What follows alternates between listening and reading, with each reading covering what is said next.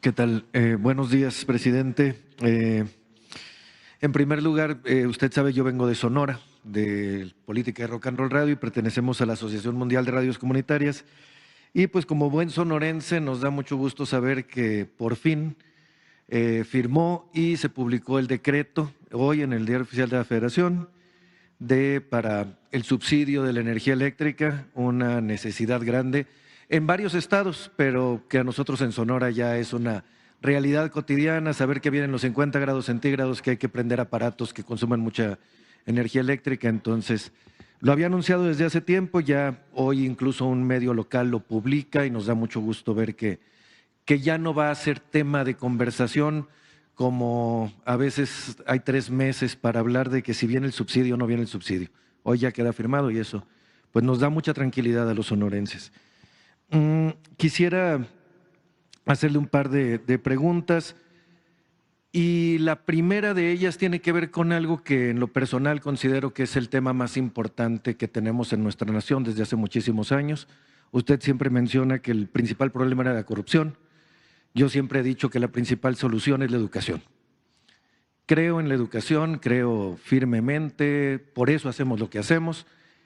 Y el tema que traigo tiene que ver con la educación, pero se lo quería plantear a usted la vez pasada que me tocó estar acá en la Ciudad de México, en donde hubo un hecho histórico en la conferencia mañanera.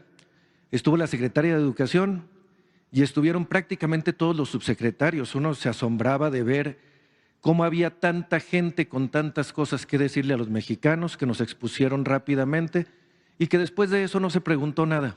No se habló de la nueva escuela mexicana, los compañeros de la prensa no hicimos preguntas al respecto.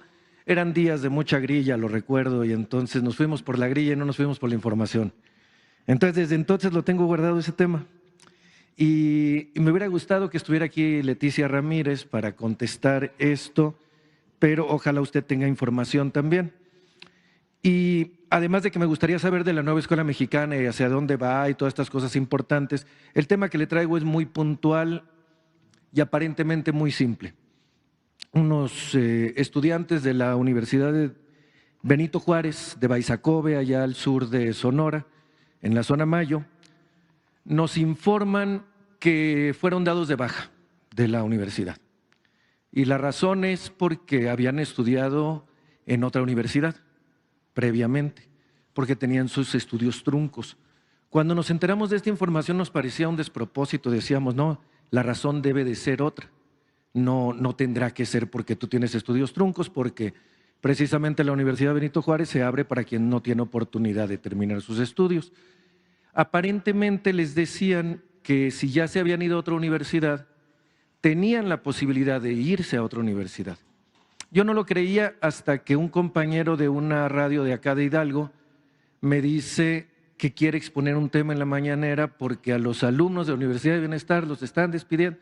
Y luego me entero con otro compañero de otra radio que el problema es generalizado. Entonces parece ser una política desde la Dirección General de la Universidad de Bienestar que aquellos que tienen estudios previos en una universidad ajena a Benito Juárez ya no puedan seguir estudiando. Hay muchos jóvenes hoy sin universidad que le empezaron en la Universidad Benito Juárez y hoy están en el desamparo porque se les ha corrido de sus carreras. Ese asunto me parece muy preocupante, no sé cuál es su opinión. Pues sí, porque no tenía yo conocimiento, pero vamos a pedirle a la maestra Raquel Sosa que nos informe qué es lo que está sucediendo. Ya son 200 universidades. Sí, es un esfuerzo impresionante. Claro. Sí, y es muy buen sistema de educación superior porque están las escuelas en las partes más pobres, marginadas del país. Pero vamos a revisarlo. Yo ofrezco eso. Le voy a pedir a Raquel que informe. Nada más déjanos los datos para ver qué está sucediendo.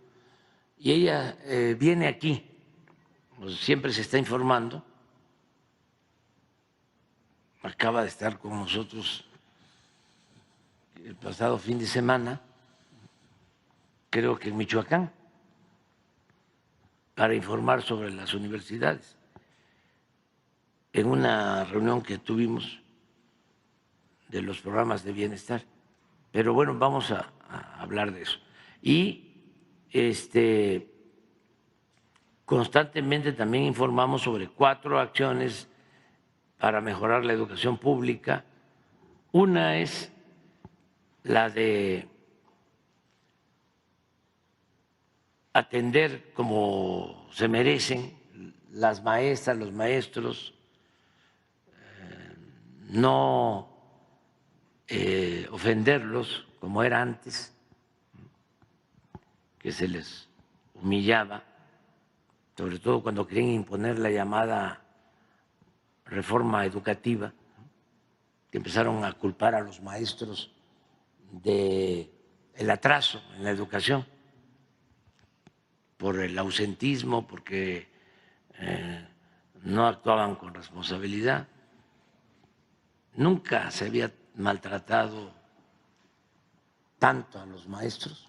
Un investigador en temas educativos nos dijo en nuestra radio, cuando estuvimos analizando durante semanas la nueva escuela mexicana, nos dijo la siguiente frase que a mí me parece muy atinada: estaba tan mal todo lo que habían hecho en los últimos sexenios en materia educativa que cualquier cosa que haga este gobierno va a ser mejor. Sí. Y ya después nos pusimos a hablar de cuáles eran los beneficios de la nueva escuela, pero abrió su conversación diciendo cualquier cambio que se realice pudiera ser mejor. También después nos dijo, y este es un cambio tan importante, el de la nueva escuela, que posiblemente nos debieron haber dado más información antes de iniciarlo. Ahí estaba la crítica pero también. tiene razón a quien entrevistaron. Es que hubo mucha humillación. Y nosotros lo que nos propusimos, lo primero es darle el valor que tiene el magisterio y respetar a nuestras maestras, a nuestros maestros, porque siempre en México, siempre se había respetado al magisterio. Así como cuando llegaba el primer médico a un pueblo, ¿no?, a hacer su servicio social y era atendido.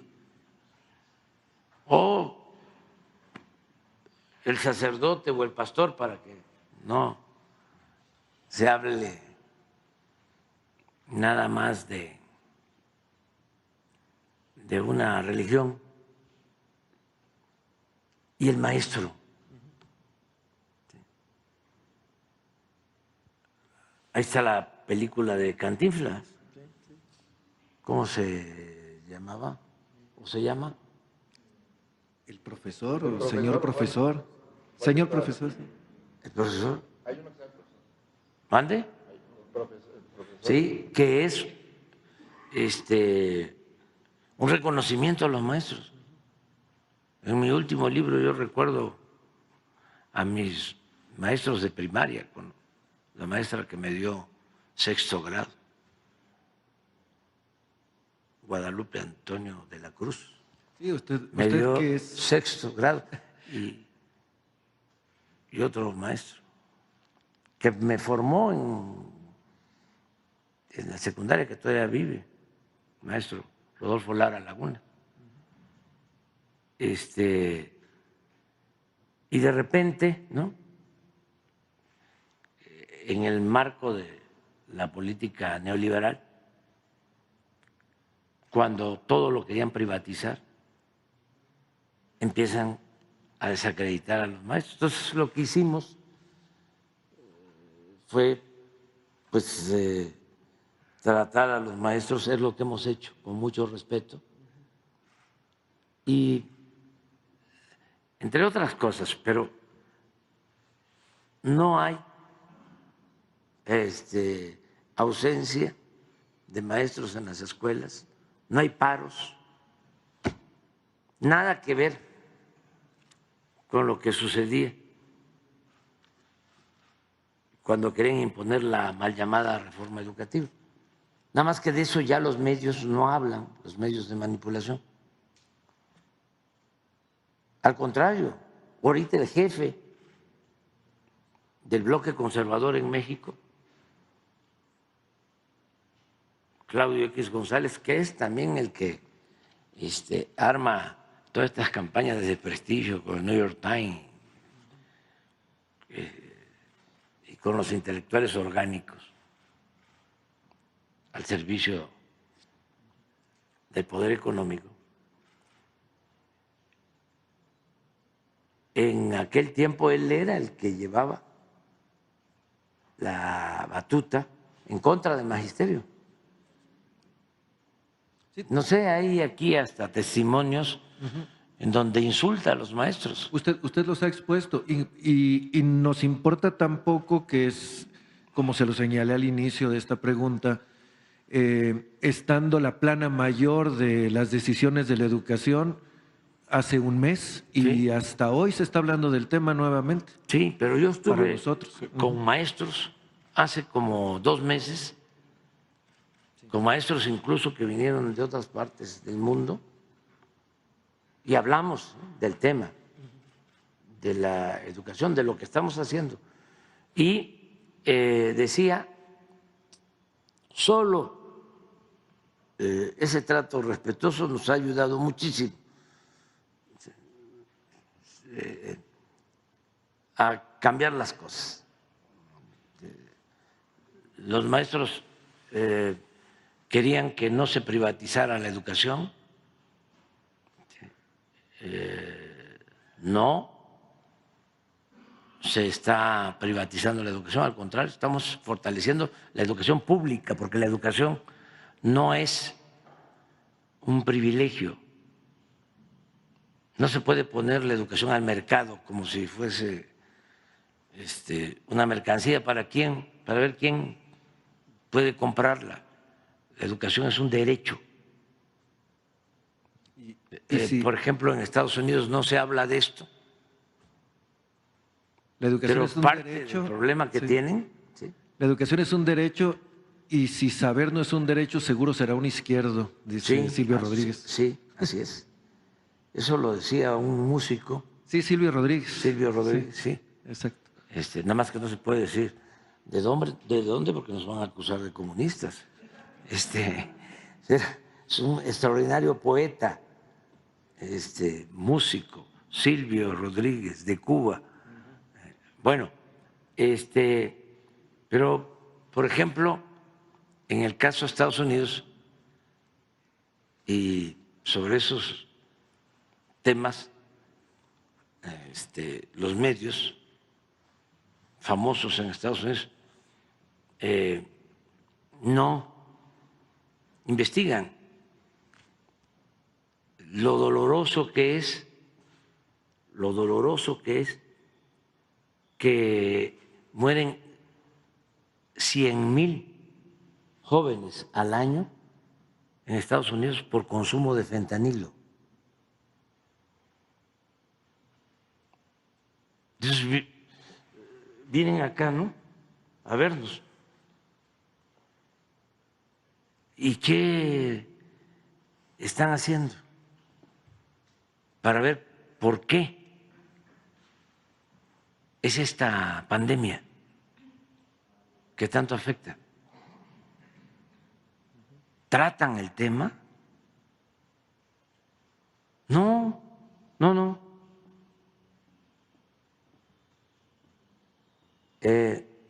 Y tiene que ver con la educación. Con la cultura, la educación, sí. Y tiene que ver también con valores, sí, con el abandono de los jóvenes. Entonces, en el caso de la educación, nosotros tenemos 4 acciones así muy puntuales. Primero, el reconocimiento a los maestros, respeto y mejorar sus condiciones laborales. Y hemos avanzado en eso. Y vamos a seguir avanzando. Segundo, nuevos contenidos en libros de texto. porque los anteriores libros de texto pues iban orientados a fomentar el modelo individualista, egoísta, consumista, materialista, de triunfar a toda costa sin escrúpulos morales de ninguna índole, el de no voltear a ver al necesitado, al prójimo. Es más, quitaron el civismo, quitaron lo fundamental de la historia, la ética. Todo eso se hizo en el periodo neoliberal. Ningunear a nuestros héroes con la idea de que no supiéramos de dónde veníamos y seguir con la sumisión, ¿no? Y pensar que la modernidad era el estilo de vida estadounidense. Dejar caer las escuelas. Sí, entonces ahora los textos para la educación básica, que por cierto le agradezco mucho al gobernador de Coahuila, porque era el único estado que quedaba sin que se distribuyeran los libros de texto, porque la derecha, el conservadurismo aquí, se opuso. ¿Cómo se opuso en los años 60, cuando el presidente López Mateos decidió entregar de manera gratuita los libros de texto? Pero ahora ya todos, hasta el gobernador de Coahuila me mandó a informar de que habían tomado la decisión de distribuir los libros. Entonces, educación humanista sin hacer a un lado la ciencia.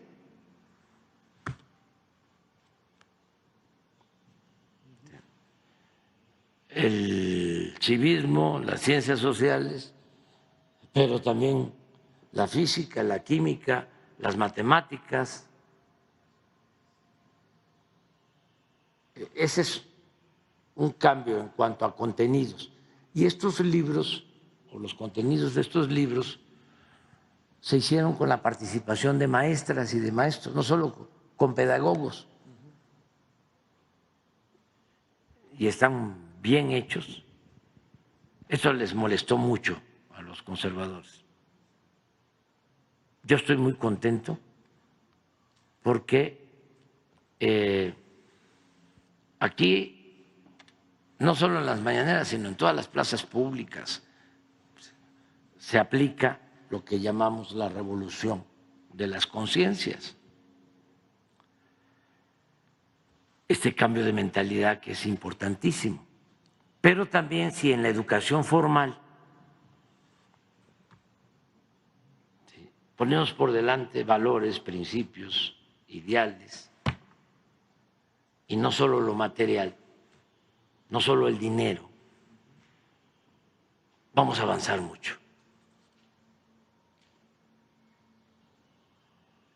La cultura, que es tan importante, ¿no? Entonces, eso es lo segundo. Lo tercero son las becas. No hay un país en el mundo que entregue, a lo mejor sí lo hay, no creo, pero casi 13 millones de becas a estudiantes de familias pobres. Ayer que hablaba yo con Larry Fink, que es el presidente de BlackRock, que es uno de los fondos de inversión más importantes del mundo, como se piensa que nada más es financiero y administrador de fondos, pues no hablamos de eso prácticamente. Hablamos de cómo vemos, ¿no?, la situación en el mundo. Él es politólogo y le decía yo que el principal problema de Estados Unidos, el principal problema no era económico, no era desde luego su debilidad militar. Sí, destinaban la mitad de su presupuesto a la industria bélica. Su principal problema era esta crisis del fentanilo, por la desatención y por el abandono a los jóvenes, y que había que atenderlo así, atender las causas, no querer resolver las cosas nada más con el uso de la fuerza.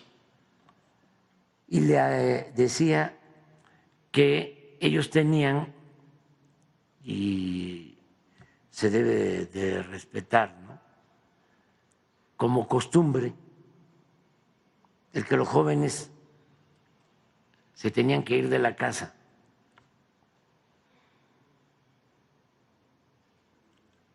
Y que a veces se iban de la casa y les faltaba amor, apapacho, y ese vacío querían llenarlo, buscaban llenarlo con el consumo de las drogas. Entonces, le decía, ¿por qué no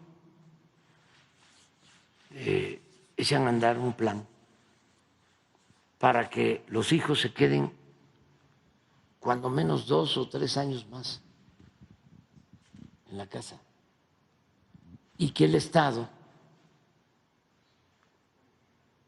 otorgue becas a las familias? Porque eso les va a ayudar mucho. Nosotros tenemos, por nuestras culturas, algo excepcional en nuestras familias. La familia mexicana es de las familias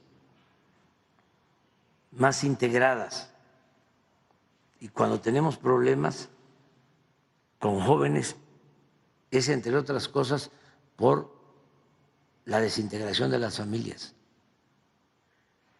Pero la familia mexicana es la principal institución de seguridad social. Le platicaba yo, no sé si ya se los platiqué aquí, porque ya cuando uno llega a determinada edad se repite mucho.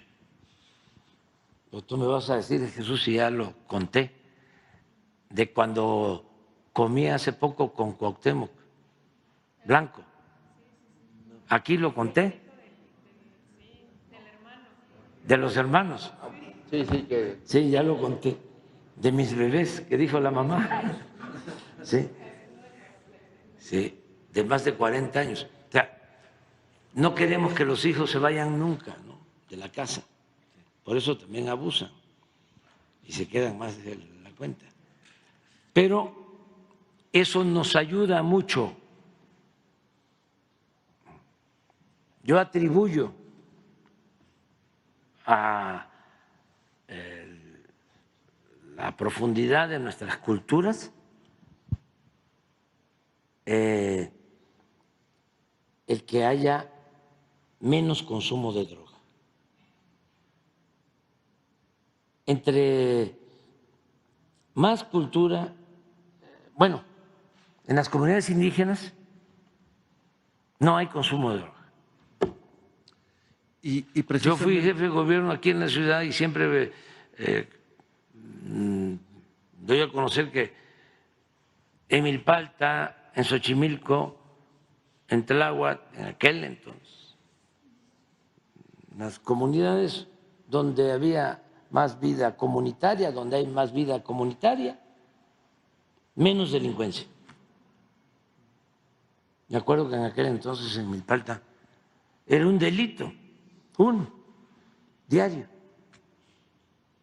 Y teníamos una agencia del Ministerio Público. Sin embargo, en donde ya había más desintegración de las familias, en el centro de la ciudad y demás, otras colonias, muchísima delincuencia. Entonces le decía yo a Larry ayer, ¿por qué no implementan algo que tenga que ver con becas? Porque eso les va a ayudar. Porque no se trata de que no llegue el fentanilo. Estamos todos ayudando para que no llegue el fentanilo. Todos estamos ayudando. Y lo puedo probar. Como nunca estamos destruyendo laboratorios de precursores químicos para que no llegue la droga. Y muy contrario de lo que dice el New York Times, todos estos medios calumniadores y mercenarios, no existe como era antes.